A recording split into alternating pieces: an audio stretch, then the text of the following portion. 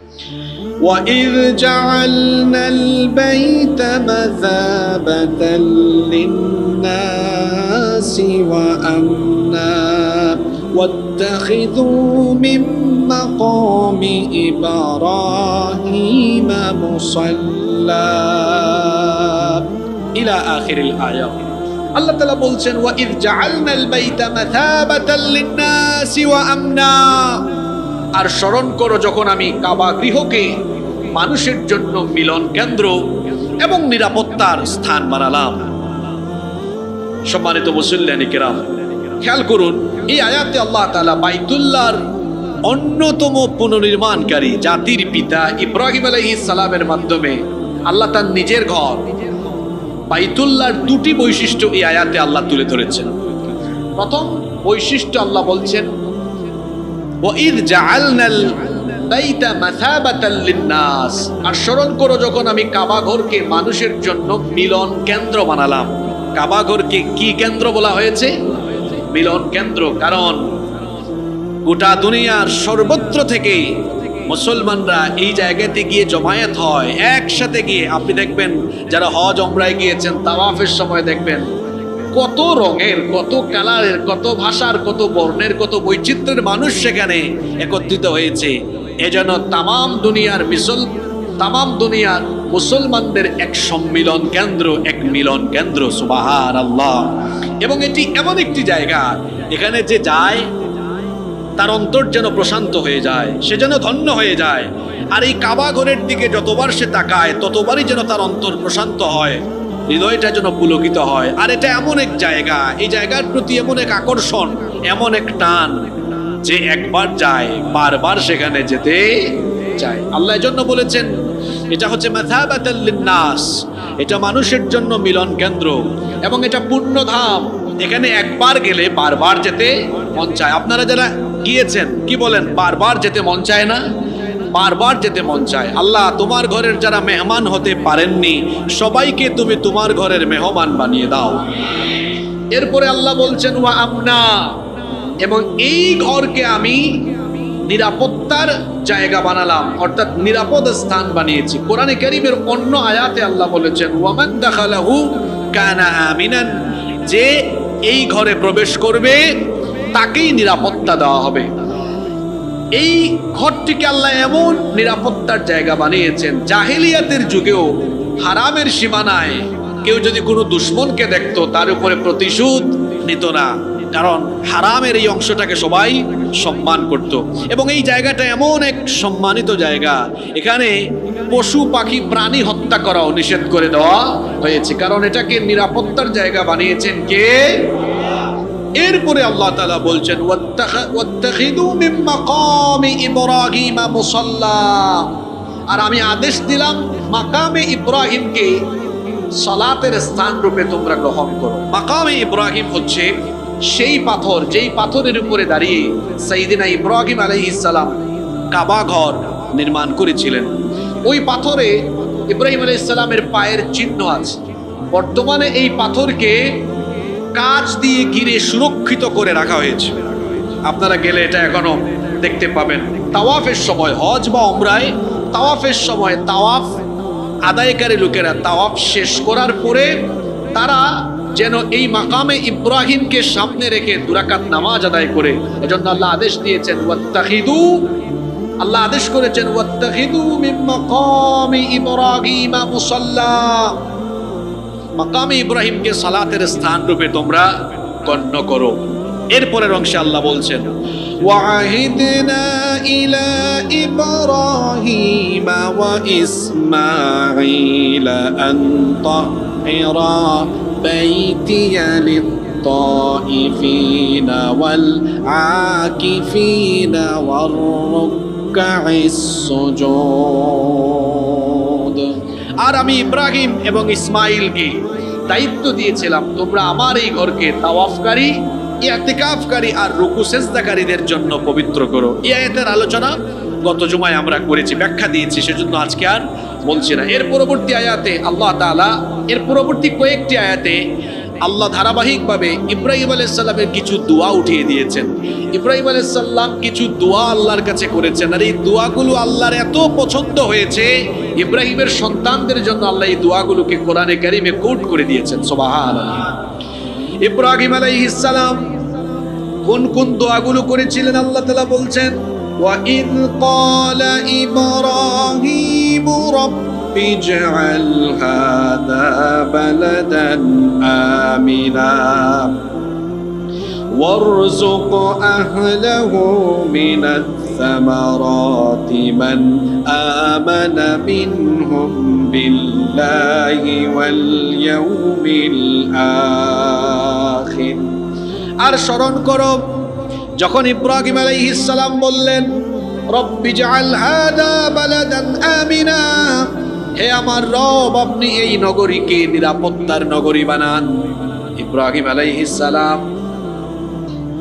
এই নগরীর জন্য অর্থাৎ মক্কা নগরীর জন্য দোয়া করেছেন, হে রব এই নগরীকে আপনি শান্তির শহর বানিয়ে দেন, নিরাপত্তার নগরী বানিয়ে দেন। ইব্রাহিম আলাইহিস সালামের এই দোয়া আল্লাহ কবুল করেছিলেন, যার দরুন আপনি দেখুন আজ অবধি এখন পর্যন্ত এই শহর নিরাপত্তার কেন্দ্র। আপনারা জানেন গোটা মক্কা হলো মরুভূমি। মরুভূমি হওয়া সত্ত্বেও এই জায়গাতে সকল ধরনের শস্যাদি সারা বছর পাওয়া যায়। তার কারণ হলো ইব্রাহিম আলাইহিস সালামের দোয়া। তিনি আল্লাহর দরবারে দোয়া করেছিলেন, ওয়ারযুক আহলাহু মিনাস সামারাত। তিনি দোয়া করেছিলেন এর অধিবাসীদেরকে ফলমূল দ্বারা রিজিক দান করেন। মরুভূমি হওয়া সত্ত্বেও ওই মক্কা নগরীতে গিয়ে দেখেন 12 মাস সারা বছর সকল ধরনের ফল ফলাদি সেখানে পাওয়া যায়। সুবহানাল্লাহ। আর তিনি দোয়া করেছিলেন আল্লাহ এই শহরকে নিরাপত্তার নগরী বানান। আল্লাহ দোয়া কবুল করেছেন এবং এই শহরকে কিয়ামত পর্যন্ত আল্লাহ তাআলা নিরাপত্তার নগরী হিসাবে রাখার প্রতিশ্রুতি দিয়েছেন, যার দরুন আপনারা জানেন ভবিষ্যতে দাজ্জাল এসে গোটা দুনিয়াতে ফিতনা চালালেও মক্কা আর মদিনায় দাজ্জাল ঢুকতেই পারবে না। এই দুইটা শহরকে যিনি নিরাপত্তা দিবেন তিনি কে? আল্লাহ ইব্রাহিম আলাইহিস সালামের দোয়া কবুল করেছেন। যখন ইব্রাহিম আলাইহিস সালাম বললেন, আল্লাহ আপনি নগরীকে নিরাপত্তার নগরী বানান আর এর অধিবাসীদেরকে ফলমূল দিয়ে রিজিক দেন, আল্লাহ তখন বললেন, ক্বালা ওয়া মান কাফারা ফাউমাত্তিউহু ক্বালীলান সুম্মা আত্তারহু ইলা আযাবিন নার ওয়া বিসাল মাসীর। আল্লাহ তখন বললেন, ইব্রাহিম যে কুফরি করবে আমি তাকে স্বল্প ভোগ উপকরণ দিব, এরপরে তাকে আগুনের আযাবে আমি প্রবেশ করাবো। অর্থাৎ সেও আমার নেয়ামত পাবে, কারণ আল্লাহ তো দুনিয়াতে দয়াবান, তিনি ইমানদারকেও দেন বেঈমানকেও দেন, কিন্তু আখিরাতে এদেরকে শাস্তির সম্মুখীন জাহান্নামের আগুনে যিনি প্রবেশ করাবেন তিনি কে? আল্লাহ বলছেন ওয়া বিসাল মাসীর। আর এই পরিণতি কতই না মন্দ, কতই না নিকৃষ্ট। এর পরবর্তী দোয়াগুলো কি ছিল আল্লাহ পরের আয়াতে বলছেন। রব্বুল আলামিন বলছেন, ওয়া ইয ইয়ারফাউ ইব্রাহিমুল কওয়াইদা মিনাল বাইতি ওয়া ইসমাঈলু রব্বানা তাকাব্বাল মিন্না ইন্নাকা আনতাস সামিউল আলিম। আর স্মরণ করো যখন ইব্রাহিম এবং ইসমাইল কাবা ঘরের ভিত্তি উঠাচ্ছিল তখন তারা প্রার্থনা করেছিল, দোয়া করেছিল, রব্বানা তাকাব্বাল মিন্না, হে আমাদের রব আপনি আমাদের পক্ষ থেকে এই আমলগুলো কবুল করেন, ইন্নাকা আনতাস সামিউল আলিম, নিশ্চয়ই আপনি সর্বশ্রোতা এবং সর্বজ্ঞ। এখান থেকে বিরাট একটি শিক্ষা আমাদের জন্য রয়েছে। দেখেন ইব্রাহিম আলাইহিস সালামকে আল্লাহ কতগুলো পরীক্ষা নিয়েছেন, সন্তান ছিল না, এরপরে সন্তান দিয়েছেন। আল্লাহ বলেছেন এই সন্তানকে আর এই স্ত্রীকে নিয়ে মক্কা নগরীতে নির্বাসনে রেখে আসো। রেখে আসলেন, এরপরে বললেন যখন এই ছেলে বড় হলো আল্লাহ বললেন জবাই করো, জবাই করতেও নিয়ে গেলেন। এতগুলো পরীক্ষা দিয়েছেন, এরপরে আল্লাহ বললেন বাপ বেটা দুজনে মিলে কাবা ঘর বানাও। ইব্রাহিম আলাইহিস সালাম তার ছেলেকে নিয়ে কাবা ঘর বানালেন। সবগুলো আদেশ আল্লাহর মানলেন, সবগুলো আদেশ পালন করলেন। এত ইবাদত, এত বন্দেগী, এত ত্যাগ কুরবানির পরেও তার মধ্যে কোনো অহংকার আসে নাই, বরং ইবাদত পালনের পরেও এগুলো কবুল করার জন্য দোয়া করেছেন কার কাছে? কারণ আমার আপনার ইবাদত বন্দেগী, ত্যাগ কুরবানি সবকিছু করার পরেও মনে রাখতে হবে কবুল করার মালিককে। আল্লাহ যদি কবুল না করেন তাহলে এত ইবাদত বন্দেগী, এত ত্যাগ কুরবানের কোনো মূল্যই থাকবে না। এজন্য ইব্রাহিম আলাইহিস সালাম কি সুন্দর শিক্ষা দিলেন দেখেন। এত আমল, এত স্যাক্রিফাইসের পরেও তিনি এবং তার ছেলে দুজনে মিলে অহংকার প্রদর্শন করলেন না, বরং অনুগত বান্দাদের মতো আল্লাহর দরবারে তারা দোয়া করলেন, ফরিয়াদ করলেন, রব্বানা তাকাব্বাল মিন্না ইন্নাকা আনতাস সামিউল আলিম। হে আমাদের রব, আপনি আমাদের পক্ষ থেকে কবুল করুন, নিশ্চয়ই আপনি সব শুনেন, সব কিছু দেখেন। এরপরে তারা আরো দোয়া করেছিলেন, আল্লাহ পরের আয়াতে উঠিয়ে দিয়েছেন, রব্বানা ওয়াজআলনা মুসলিমাইনি লাকা ওয়া মিন যুররিয়্যাতিনা উম্মাতাম মুসলিমাতান লাক ওয়া আরিনা মানাসিকানা ওয়া তুব আলাইনা ইন্নাকা আনতাত তাওয়াবুর রহিম। তারা দোয়া করেছিলেন, রব্বানা, হে আমাদের রব, ওয়াজআলনা মুসলিমাইনি লাক, আমাদের এই দুইজনকে আপনি মুসলমান বানান, আমাদেরকে আপনার অনুগত করুন। ইব্রাহিম এবং ইসমাইল আলাইহিস সালাম আল্লাহর দরবারে দোয়া করেছেন, আল্লাহ আমাদের দুইজনকে কি বানান? মুসলমান বানান।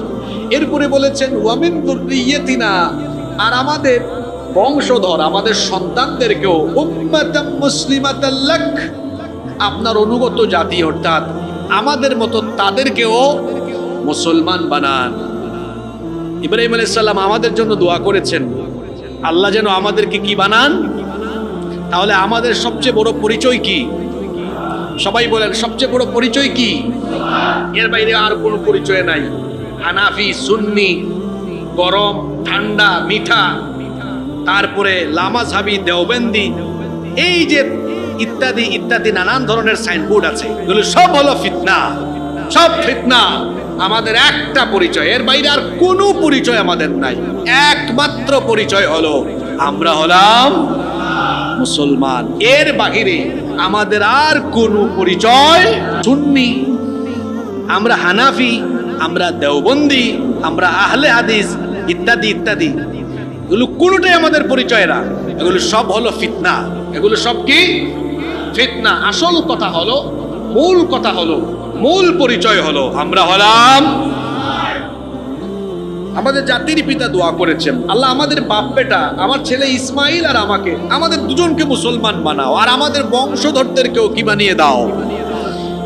মুসলমান বানিয়ে দাও। ওয়া আরিনা মানাসিকানা ওয়া তুব আলাইনা, আর আমাদেরকে ইবাদতের বিধি বিধান, নিয়ম কানুন দেখিয়ে দেন। ওয়া তুব আলাইনা, আমাদের তওবা কবুল করেন, আমাদেরকে ক্ষমা করেন, নিশ্চয়ই আপনি ক্ষমাশীল। ইন্নাকা আনতাত তাওয়াবুর রহিম, নিশ্চয়ই আপনি পরম দয়ালু, তওবা কবুলকারী, ক্ষমাশীল। ইব্রাহিম আলাইহিস সালাম আমাদের একটা নাম দিয়ে গিয়েছেন, আল্লাহ যেন আমাদেরকে কি বানান। কোরআনের এক আয়াতের তাফসীর অন্য আয়াতে পাওয়া যায়। কোরআনে কারীমের 22 নম্বর সূরা, সূরাতুল হাজ্জ 78 নম্বর আয়াতে আল্লাহ জন্য বলেছেন, মিল্লাতা আবিকুম ইব্রাহিম হুয়া সাম্মাকুমুল মুসলিমিন। এটা হলো তোমাদের পিতা ইব্রাহিমের দিন, তিনি ইতিপূর্বে তোমাদের নামকরণ করেছেন মুসলমান। নামকরণ করা হয়েছে কি? ইব্রাহিম আলাইহিস সালাম দোয়া করলেন, আল্লাহ আমাকে, আমার সন্তানকে আর আমাদের বংশধরদেরকে মুসলমান বানাও। এরপরে তিনি কি দোয়া করেছিলেন? আল্লাহ পরের আয়াতে তা উঠিয়ে দিয়েছেন। ইব্রাহিম আলাইহিস সালাম দোয়া করেছিলেন, রব্বানা ওয়াবআথ ফীহিম রাসূলাম মিনহুম يتلو عليهم آياتك ويعلمهم الكتاب والحكمة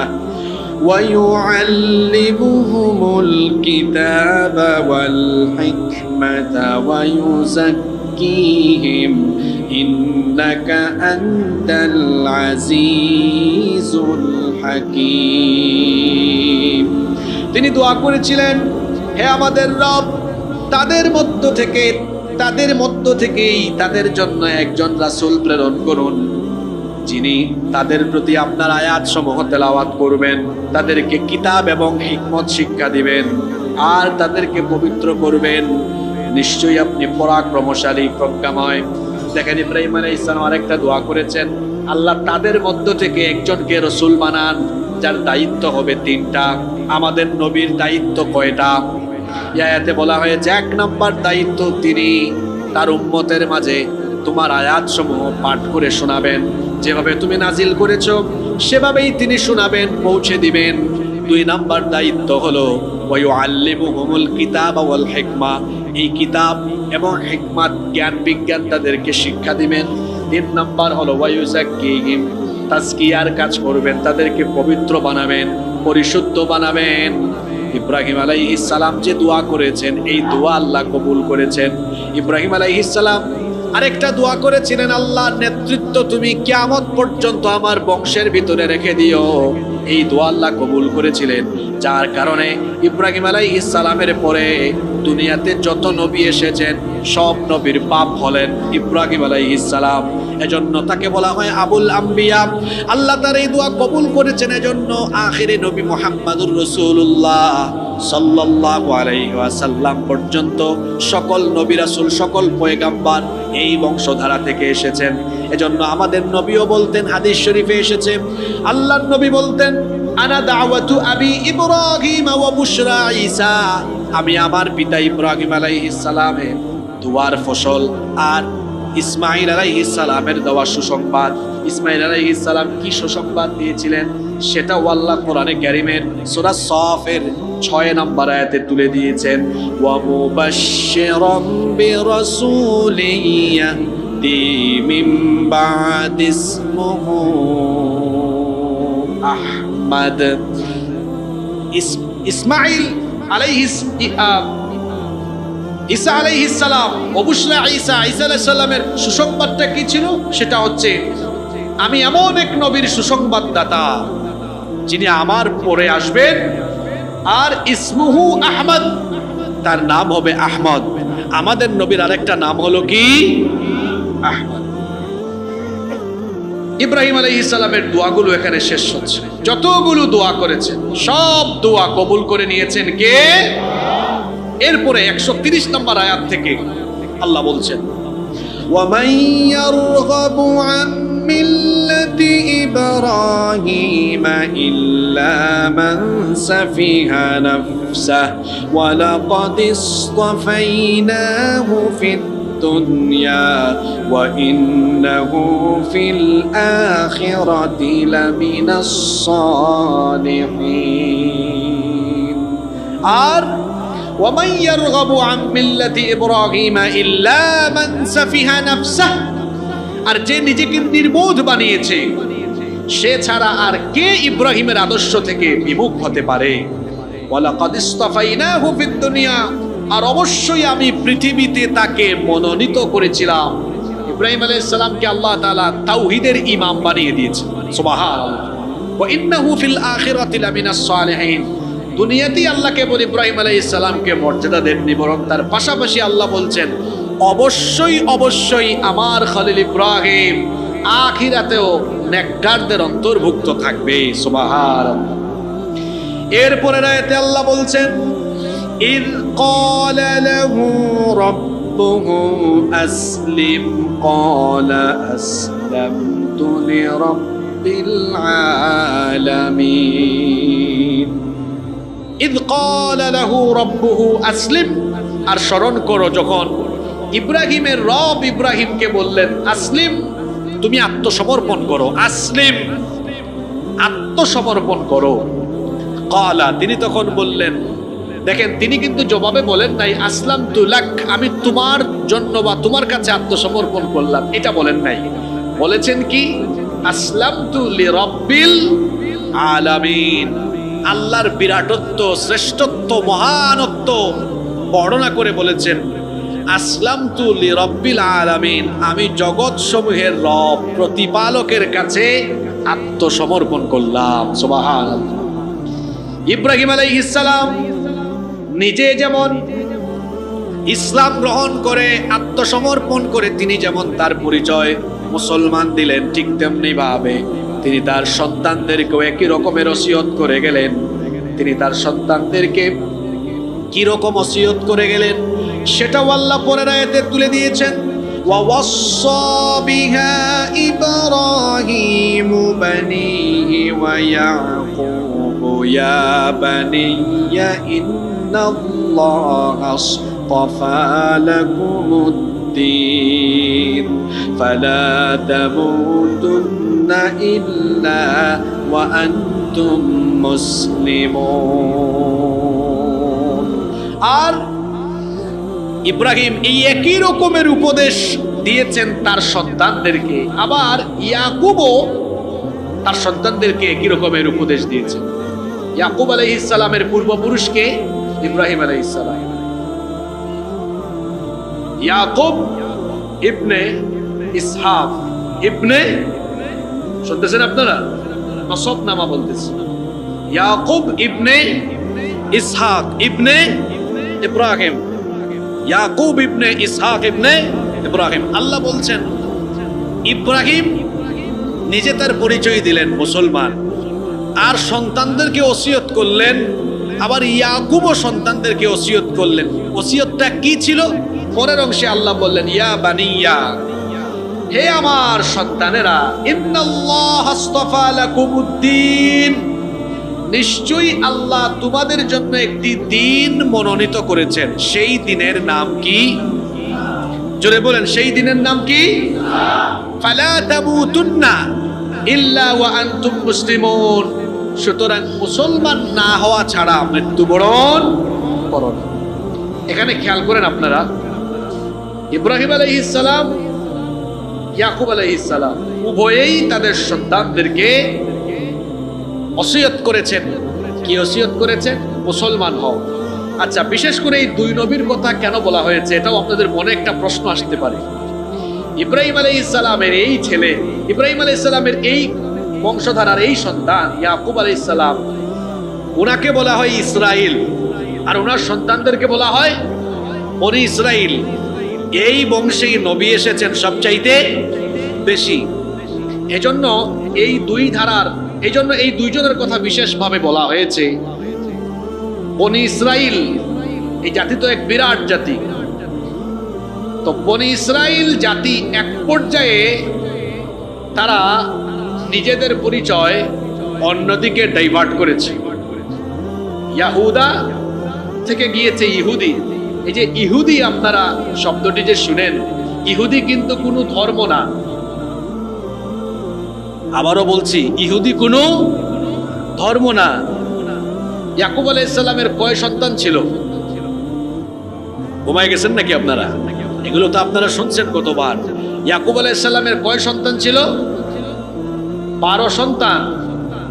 এর মধ্যে একজনের নাম কি? ইউসুফ আলাইহিস সালাম, এটা আপনারা জানেন। বাকি 11 সন্তান আরেকজনের নামও জানেন, ওই ইউসুফ আলাইহিস সালামের ভাই বিনিয়ামিন। আর বাকি 10 জনের নাম অনেকেই জানেন না আপনারা। এই যে বাকি 10 জনের ভেতরে একজনের নাম ছিল ইয়াহুদা। একজনের নাম কি ছিল?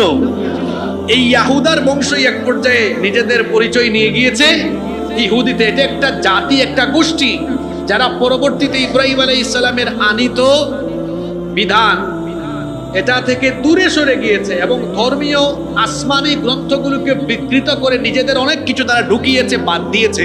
এরা পথভ্রষ্ট হয়েছে এবং এরা তাদের নিজেদের নামকরণ করেছে কি? জোরে বলেন না, ইহুদি। কিন্তু এরা, এদের মূল পরিচয় বনি ইসরাইল। এদের মূল পরিচয় কি? এরপরে ধীরে ধীরে ধীরে ধীরে আরেক গোষ্ঠী এখান থেকে বের হয়েছে, ঈসা আলাইহিস সালাম। এরপরে এরা কারা? নাসারা। এরা কারা? নাসারা এটা আবার কোত্থেকে এসেছে? ওই কোরআন শরীফ পড়বেন, এটাই শব্দ পাবেন। ঈসা আলাইহিস সালাম জিজ্ঞেস করেছিলেন, মান আনসারি ইলাল্লাহ, তোমরা কারা কারা আমাকে আল্লাহর দ্বীনের ব্যাপারে সাহায্য করবে? তখন তারা কি বলেছিল? নাহনু আনসারুল্লাহ। ঈসা আলাইহিস সালামের অনুসারীদেরকে বলা হয় হাওয়ারি। তার অনুসারীদেরকে কি বলা হয়? যেমন আমাদের নবীর সময়ে যারা নবীর উপর ঈমান এনে নবীর সাথী সঙ্গী হয়েছিলেন তাদেরকে কি বলা হতো? সাহাবী। আর ঈসা আলাইহিস সালামের অনুসারীদেরকে বলা হতো হাওয়ারি। এটা তো কোরআনে আছে, ক্বালাল হাওয়ারিয়ুনা নাহনু আনসারুল্লাহ। হাওয়ারিরা বলেছিল আমরা আল্লাহর সাহায্যকারী। এই যে আনসারুল্লাহ, এর পরবর্তীতে গিয়ে একটা জাতি বিভ্রান্ত হয়ে পথভ্রষ্ট হয়ে এখান থেকে আরেক গোষ্ঠী বের হয়েছে। এরা হলো নাসারা, যাদেরকে আমরা খ্রিস্টান বলি। এই দুই জাতি পথভ্রষ্ট, দুই জাতি গুমরাহ। তো বলছিলাম ইহুদি এবং খ্রিস্টান উভয়ে দাবি করে ইব্রাহিম আলাইহিস সালাম এবং ইয়াকুব আলাইহিস সালাম তারা ইহুদি কিংবা খ্রিস্টান ছিলেন। নাউজুবিল্লাহ পড়বেন না? এই জন্য আল্লাহ পরের আয়াতে কি বলছেন শুনেন। আল্লাহ বলছেন যে ইব্রাহিম এবং ইয়াকুব তাদের আমলে তোমরা কি ছিলে নাকি? তারা যে নিজেদেরকে ইহুদি বা খ্রিস্টান পরিচয় দিয়েছেন, এটা তোমরা দেখছো না শুনছো? এরা কি দেখেছে বা শুনেছে? জোরে বলেন, দেখেছে বা শুনেছে? এজন্য আল্লাহ এই আয়াতগুলো এনেছেন।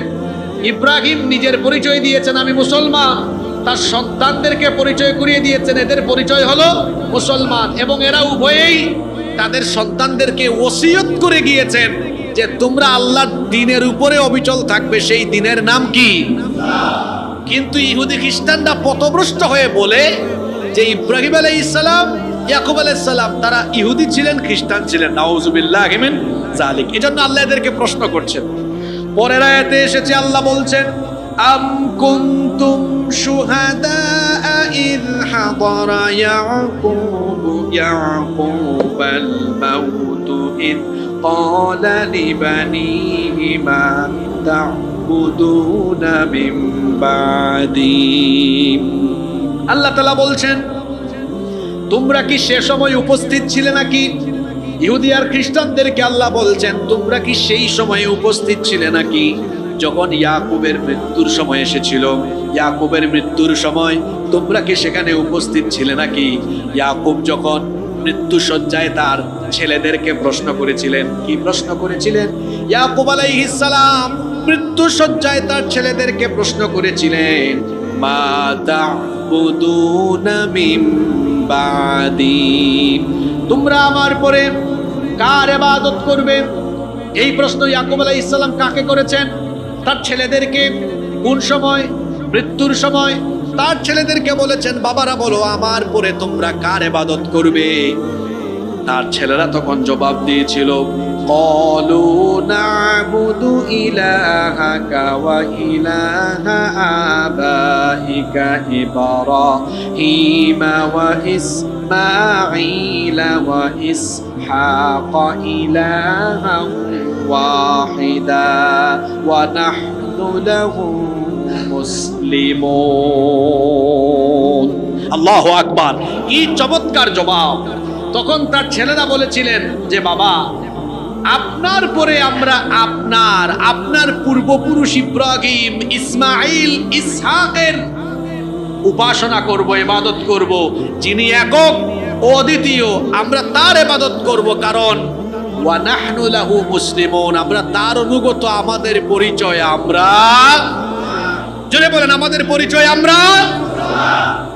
ইহুদি খ্রিস্টানরা বলে যে ইব্রাহিম আলাইহিস সালাম, ইয়াকুব আলাইহিস সালাম তারা কি ছিলেন? ইহুদি বা খ্রিস্টান ছিলেন। আল্লাহ তাআলা কোরআনের অন্য জায়গায় কি বলেছেন শুনেন। আল্লাহ তাআলা কোরআনে কারীমের 3 নম্বর সূরা আলে ইমরানের 67 নম্বর আয়াতে বলেছেন, মা কানা ইব্রাহিমু ইয়াহুদিয়্যাও ওয়ালা نصرانيا ولكن كان حنيفا مسلما وما كان من المشركين إبراهيم عليه السلام ما كان إبراهيم يهوديا ওয়ালা নসরানিয়ান ইব্রাহিম ইহুদিও ছিলেন না ইব্রাহিম খ্রিস্টানও ছিলেন না তো কি ছিলেন ওয়ালাকিন কানা হানিফাম মুসলিমা তিনি ছিলেন একনিষ্ঠ মুসলমান সুবহানাল্লাহ কি ভাষায় গিয়ে বলবেন নাকি তিনি ছিলেন একনিষ্ঠ মুসলমান ওয়ামা কানা মিনাল মুশরিকিন আল্লাহ বলছেন তিনি মুশরিক ছিলেন না তিনি ছিলেন একনিষ্ঠ মুসলমান ইহুদিদেরকে বলা হচ্ছে তোমরা যে দাবি করো ইব্রাহিম এবং ইয়াকুব এবং তাদের সন্তানরা ইহুদি ধর্মের উপরে প্রতিষ্ঠিত তোমরা কি তাদের মৃত্যুর সময় উপস্থিত ছিলে নাকি তারা তো মৃত্যুর সময় তাদের সন্তানদেরকে ওসিয়ত করে গিয়েছেন যে তোমরা ইবাদত করবে কার তারা জবাব দিয়েছেন একমাত্র ইবাদত করব কার সব নবীদের দিনের নাম কি টেনশন হচ্ছে নাকি আপনাদের সব নবী কিসের দাওয়াত দিয়েছেন মনে রাখবেন সব নবী এক দিনের দাওয়াত দিয়েছেন একটা দিন সব নবীদের দিন একটা শরীয়ত ভিন্ন ছিল কিন্তু দিন ছিল একদিন সেই দিনের নাম কি সব নবীরা তাওহীদের দাওয়াত দিয়েছেন সকল নবীদের তাওহীদের ঘোষণা ছিল লা ইলাহা ইল্লাল্লাহ আল্লাহ ছাড়া কোনো ইলাহ নাই সব নবীরা ছিলেন তাওহীদবাদী তারা তাওহীদের দাওয়াত দিয়েছেন কোরআনে কারীমের 21 নম্বর সূরা সূরাতুল আম্বিয়া এর 25 নম্বর আয়াতে আল্লাহ তাআলা বলছেন ওয়া মা আরসালনা মিন ক্বাবলিকা মির রাসূলিন ইল্লা নূহি ইলাইহি আন্নাহু লা ইলাহা ইল্লা আনা ফা'বুদুন আর আপনার পূর্বে আমি যত রাসূল পাঠিয়েছি সকলের কাছে আমি একই রকমের ওহী পাঠিয়েছি একই রকমের আদেশ দিয়েছি সবাইকে বলেছি লা ইলাহা ইল্লা আনা ফা'বুদুন সকল নবীকে বলেছি আমি ছাড়া কোনো ইলাহ নাই আমি ছাড়া কোনো উপাস্য নাই আমার ইবাদত করো সকল নবীকে আমি বলেছি তোমরা আমার ইবাদতের দাওয়াত দাও তাওহীদের প্রচার করো অন্য আয়াতে আল্লাহ এজন্য বলেছেন ওয়ালাকাদ বাআসনা ফি কুল্লি উম্মাতির রাসূলা আন ই'বুদুল্লাহা ওয়াজতানিবুত তাগুত আর অবশ্যই আমি প্রত্যেক উম্মতের জন্য রাসূল পাঠিয়েছি আর সবাই বলেছেন আনি আবুদুল্লাহ ইবাদত হবে কার একমাত্র আল্লাহর ইবাদত হবে আর কারো ইবাদত আল্লাহ তাআলা এরপরের আয়াতে বলছেন এই আলোচনাটুকু করে আল্লাহ বলছেন তিলকা উম্মাতুন قد خلت لها ما كسبت ولكم ما كسبتم ولا تسألون عما كانوا يعملون এগুলো অতীতের উম্মত যাদের আলোচনা হয়েছে এগুলো অতীতের উম্মত তারা যে আমল করেছে সে আমলের বদলা তারা পাবে তোমাদের কর্মফল তোমাদের জন্য তারা যা করেছে সে ব্যাপারে তোমাদেরকে জিজ্ঞাসাবাদ করা হবে ইহুদি আর খ্রিস্টানরা কি বলতো শুনেন আল্লাহ পরের আয়াত থেকে বলছে এটা হলো 1 নম্বর পারার শেষ পৃষ্ঠা وقالوا كونوا هودا أو نصارى تهتدوا قل بل ملة إبراهيم حنيفا وما كان من المشركين আল্লাহ তাআলা বলছেন ওয়াকালু আর তারা বলে তারা মানে কারা ইহুদি এবং খ্রিস্টানরা কি বলে কুনু হুদান আও নাসারা ইহুদি খ্রিস্টানরা মুসলমানদেরকে বলতো তোমরা মুসলমান না হয়ে ইহুদি হও খ্রিস্টান হও তাহলে কি ফায়দা হবে তাহতাদু তাহলে তোমরা হেদায়েত প্রাপ্ত হবে তোমরা হেদায়েত পাবে আল্লাহ বললেন ও নবী এদেরকে বলেন কুল বাল মিল্লাতা ইব্রাহিম হানিফা ওয়া মা কানা মিনাল মুশরিকিন ও নবী আপনি তাদেরকে বলেন আমরা ইব্রাহিম আলাইহিস সালামের মিল্লাতের অনুসরণ করি। যিনি ছিলেন একনিষ্ঠ মুসলমান, তিনি মুশরিকদের অন্তর্ভুক্ত ছিলেন না। ইহুদিরা তোমরা বলতেছো ইহুদি আর খ্রিস্টান হওয়ার মধ্যে হেদায়াত আছে, আর আমরা বলতেছি ইব্রাহিম আলাইহিস সালামের আনিত দ্বীন ইসলামের ভেতরেই হেদায়াত আছে। ইসলাম ছাড়া অন্য কোথাও হেদায়াত নাই। ইসলাম ছাড়া যা আছে সব বাতিল। আল ইসলামু হাক্কুন ওয়াল কুফরু বাতিলুন।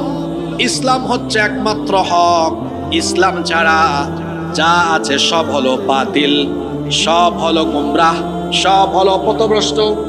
আল্লাহর জন্য তার নবীকে বললেন, ও নবী আপনি এদেরকে বলেন হেদায়াত প্রাপ্ত হওয়ার জন্য ইহুদি খ্রিস্টানের পথ ধরা যাবে না, বরং হেদায়াত প্রাপ্ত হওয়ার জন্য আল্লাহর দ্বীন ইসলামের পথ ধরতে হবে।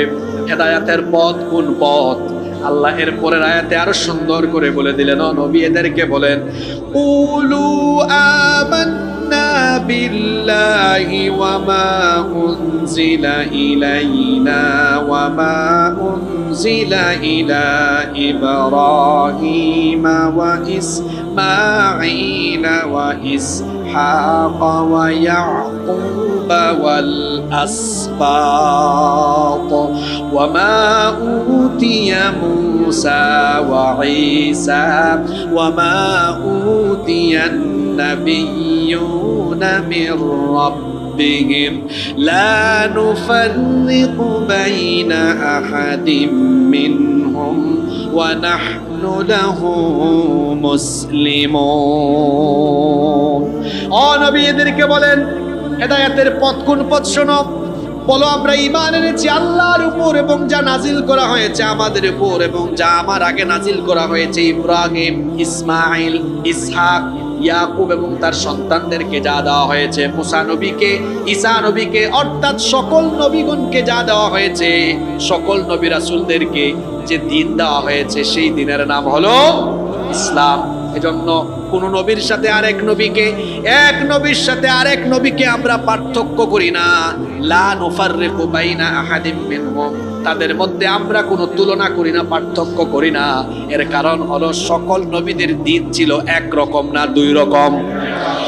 এজন্য আল্লাহর নবী বললেন হেদায়াতের পথ একটাই, এই পথ অনুসরণ করো। সব নবীর তরিকা, সব নবীর পথ হলো একটা, দ্বীন হলো একটা, সেই দ্বীনের নাম হলো ইসলাম। এজন্য আল্লাহ পরের আয়াতে বলছেন, নবী এদেরকে আরো বলেন ফাইন আমিনু বিমিসলি মা আমানতুম বিহি ফাকাদ ইহতাদাউ ওয়া ইন তাওয়াল্লাউ ফাইন্নামা في شقاق فسيكفيكهم الله وهو السميع العليم।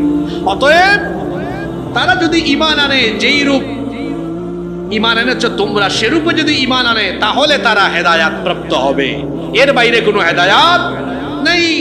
আর যদি তারা তোমাদের মতো, অর্থাৎ মুমিনদের মতো, মুসলমানদের মতো এই ইহুদি খ্রিস্টানরা যদি আল্লাহর উপরে আর তার রাসূলের উপরে ঈমান না এনে তারা যদি এর বিরোধিতায় লিপ্ত হয়, ও নবী এদেরকে বলেন তোমাদের বিপক্ষে আল্লাহ যথেষ্ট, তিনি সবকিছু শুনেন, সবকিছু দেখেন। এরপরে আয়াতে আল্লাহ বলছেন সিবগাতাল্লাহি ওয়া মান আহসানু মিনাল্লাহি সিবগা ওয়া নাহনু লাহু আবিদুন। বলো আমরা আল্লাহর রং গ্রহণ করলাম। কার রং? আল্লাহর রং মানে আবার তাফসীরের কিতাবগুলোতে এসেছে, মুফাসসিরিনে কেরাম বলেছেন এই আয়াতে সিবগাতাল্লাহ আল্লাহর রং বলে মূলত আল্লাহর দ্বীন ইসলামকে বোঝানো হয়েছে। অর্থাৎ আল্লাহর দ্বীন ইসলামের রঙে রঙিন হও। কিসের রঙে রঙিন হও? কিসের রঙে? ইসলামের রঙে রঙিন হও। ওয়ামান আহসানু মিনাল্লাহি সিবগা, তার আল্লাহর রঙের চাইতে উত্তম রং কি আর হতে পারে? আল্লাহর দ্বীন ইসলামের এই রঙের চাইতে আর সুন্দর কোনো রং হতে পারে না। অর্থাৎ ইসলামের চাইতে সুন্দর, ইসলামের চাইতে উত্তম কোনো বিধান আমাদের জন্য হতে পারে না। অনেকে আছে সমাজ, অর্থনীতি, রাজনীতি এগুলো নিজেদের জন্য রেখে বাকিটা ইসলামের উপর দিয়েছে, যে সব করেন কিন্তু আপনি ইসলাম দিয়ে রাজনীতি অর্থনীতি করতে চালাতে পারবেন না। আল্লাহর দ্বীন ইসলামের চাইতে সুন্দর কোনো ব্যবস্থাপনা দুনিয়াতে আছে? থাকবে কেমনে? পৃথিবী বানাইছেন আপনি না আল্লাহ। তো আপনার নেতা নেত্রীর দেওয়া আদর্শ, সংবিধান, বিধিবিধান এটা কি আল্লাহর দেওয়া জমিনের জন্য উত্তম হবে না আল্লাহরটা দেওয়া উত্তম হবে? আপনি তো উল্টা বুঝছেন, আপনি ভুল বুঝছেন, ভুল পথে হাঁটছেন। জমিন যার, এই জমিন সুন্দরভাবে চলবে, তার আইন গ্রহণ করলে, এর বাইরে উল্টা পাল্টা আইন গ্রহণ করলে এই জমিনে শান্তি, জোরে বলেন শান্তি, শান্তি আসবে না। জাপান কোথায় চলে গেল? আমাদের দেশে রাস্তাঘাটে চোখ খুললেই জাপানি গাড়ি, টয়োটা। কি গাড়ি? জাপান তার রাস্তাঘাট, তার উন্নতি, অগ্রগতি, তার শিল্প কারখানা, তার ফ্যাক্টরি, তার ইন্ডাস্ট্রি, শিক্ষা, শিল্প, কৃষি সবকিছুতে তারা এগিয়ে গিয়েছে। এই দেশটার ভৌগোলিক অবস্থান, সীমারেখা আমাদের চেয়ে কিন্তু খুব একটা বেশি না। একটা দেশকে সরকার উন্নত করে না, একটা দেশকে জনগণ উন্নতি করে। সরকার শুধু ব্যবস্থাপনাটা সুন্দর রাখে। সরকারের কাজ কি? সিস্টেম ঠিক রাখা। সরকারের কাজ কি? সিস্টেম মানে কি? চাকরি করবে, ঘুষ দেওয়া লাগবে না। কোনো অফিসে গেলে দুর্নীতি হবে না, ঘুষের বিনিময়ে কোনো কাজ হবে না। এখানে একটা রাস্তার বা ব্রিজের টেন্ডার হলে 100 কোটির মধ্যে 90 কোটি চুরবাটপাড়ের দল খায়া ফেলবে না। সরকারের কাজ সিস্টেম ঠিক রাখা, আর জনগণের কাজ হলো দেশের উন্নতি করা। বলেন তো আমাদের দেশের মূল সমস্যাটা কোন জায়গায়? সরকারি ব্যবস্থাপনায়। ওখানে ব্যবস্থাপনা দুর্নীতিগ্রস্ত। দুর্নীতিকে যদি জিরোতেও নামায় আনতে না পারেন, আজকে বললাম যদি অন্তত 10% দেশে দুর্নীতি হয়, এই দেশ পৃথিবীর সেরা দেশ হয়ে যাবে। কিন্তু এই দেশে দুর্নীতি হলো 99%। কত পার্সেন্ট? আমি কি ভুল বলেছি নাকি? আপনারা আমার সাথে একমত না দ্বিমত? 54 বছর ধরে মানুষের তৈরি করা আইন দেশে জারি রেখে দুর্নীতি কমাতে পারেন নাই। যে যখন ক্ষমতায় গিয়েছে চুরি ডাকাতি দুর্নীতি করে আঙ্গুল ফুলে কলা গাছ হয়েছে। এই দেশের শান্তির জন্য মানুষের তৈরি করা আইনকে লাঠি দিয়ে বঙ্গোপসাগরে ফেলে দিয়ে আল্লাহর আইনকে এখন গ্রহণ করতে হবে। এর বাইরে শান্তি নাই, এর বাইরে মুক্তি নাই, এর বাইরে সমৃদ্ধিও। আল্লাহ এগুলো আমাদেরকে বোঝার তৌফিক দান করেন। আর কোন রং কি উত্তম হতে পারে? আল্লাহর রং মানে লাল, নীল, কালো, সাদা রং নাকি? একটু আগেই বলেছি আল্লাহর রং মানে কি? ইসলাম। এরপরের আয়াতে আল্লাহ বলছেন, قُلْ أَتُحَاجُّونَنَا فِي اللَّهِ وَهُوَ رَبُّنَا وَرَبُّكُمْ وَلَنَا أَعْمَالُنَا وَلَكُمْ أَعْمَالُكُمْ وَنَحْنُ لَهُ مُخْلِصُونَ। ও নবী আপনি বলুন, তোমরা কি আমাদের সাথে আল্লাহর ব্যাপারে বিতর্ক করছো? অর্থাৎ ইহুদি খ্রিস্টানরা তোমরা কি এই কারণে আমাদের সাথে তর্ক করছো, বিবাদে লিপ্ত হচ্ছ যে আমরা এক আল্লাহর ইবাদত করি, আমরা তার আনুগত্য করি, অথচ তিনি তো শুধু আমাদের রব নন।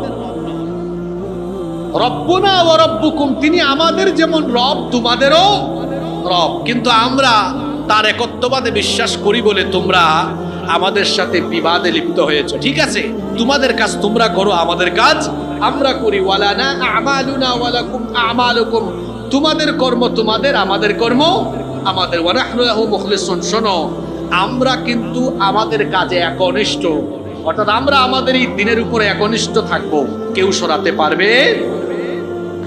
এরপরে আল্লাহ বলছেন, আম তাকুলুনা ইন্না ইব্রাহিমা ওয়া ইসমাঈলা ওয়া ইসহাকা ওয়া ويعقوب والأسباط كانوا هودا أو نصارى তোমরা কি বলছো নাকি নিশ্চয় ইব্রাহিম ইসমাইল ইসহাক ইয়াকুব এবং তাদের সন্তানেরা ছিল ইহুদি বা খ্রিস্টান তোমরা কি এটা দাবি করছো নাকি আসলে ইব্রাহিম এবং তার সন্তানদের কেউ ইহুদিও ছিলেন না খ্রিস্টানও ছিলেন না তারা সবাই ছিলেন কি সবাই বলেন তারা সবাই ছিলেন কি আল্লাহ জন্য বলছেন কুল আআনতুম আ'লামু আমিল্লাহু ওয়া মান আযলামু মিম্মান কাতাবা শাহাদাতান ইনদাহু মিনাল্লাহ ওয়া মাল্লাহু বিগাফিলিন আম্মা তা'মালুন কুল আনতুম আ'লামু আমিল্লাহ তোমরা অধিক জানো না আল্লাহ জানেন আল্লাহ বলছেন তার চেয়ে অধিকতর জালেম আর কে হতে পারে যে আল্লাহর পক্ষ থেকে তার কাছে যে সাক্ষ্য রয়েছে তা গোপন করে আল্লাহর কাছে সাক্ষ্য আছে কি সব নবীরা সাক্ষ্য দিয়েছেন তারা ছিলেন কি মুসলমান এটাকে যারা গোপন করে আল্লাহ বলছেন এর চেয়ে বড় জালিম আর হতে প্রায় 2.5 পৃষ্ঠা আলোচনার পরে এরপরে আল্লাহ বলছেন তিলকা قد خلت لها ما كسبت ولكم ما كسبتم ولا تسألون عما كانوا يعملون এতক্ষণ যাদের আলোচনা হয়েছে এরা অতীতের উম্মত তিলকা উম্মাতুন কদ খালাত এরা অতীতের উম্মত যারা চলে গিয়েছে লাহা মা কাসাবাত তারা যা অর্জন করেছে তার প্রতিফল তো তারাই পাবে ওয়ালাকুম মা কাসাবতুম আর তোমাদের কর্মফলের প্রতিদান তোমাদেরকে দেওয়া হবে ওয়ালা তুসআলুনা আম্মা কানু ইয়ামালুন তারা যা করতে এ ব্যাপারে তোমাদেরকে জিজ্ঞেস করা হবে না এই 2.5 পৃষ্ঠার আজকের এই আলোচনা থেকে কি বুঝলেন আমাদের দিন একটা আদর্শ একটাই সেই দিনের নাম কি ইসলাম এর বাইরে আমাদের কোনো আদর্শ ইহুদি খ্রিস্টান সহ আরো যারা আছে তার কোনো আদর্শ আমার আদর্শ নয় আমার আদর্শ হলো ইসলাম এর বাইরে আমার কোনো আদর্শ নাই আজকে আমরা কতটুকু আলোচনা করলাম আজকে আমরা আলোচনা করেছি 141 নম্বর আয়াত পর্যন্ত এবং এই আয়াত পর্যন্ত আলোচনার মাধ্যমে প্রথম পারার আলোচনা সমাপ্ত হয়েছে আগামী জুমায় 2 নম্বর পারা থেকে আলোচনা শুরু হবে সূরা বাকারাই চলছে এটা এখনো শেষ হয়নি সূরা বাকারার 142 নম্বর আয়াত 2 নম্বর পারা থেকে আলোচনা শুরু হবে ইনশাআল্লাহ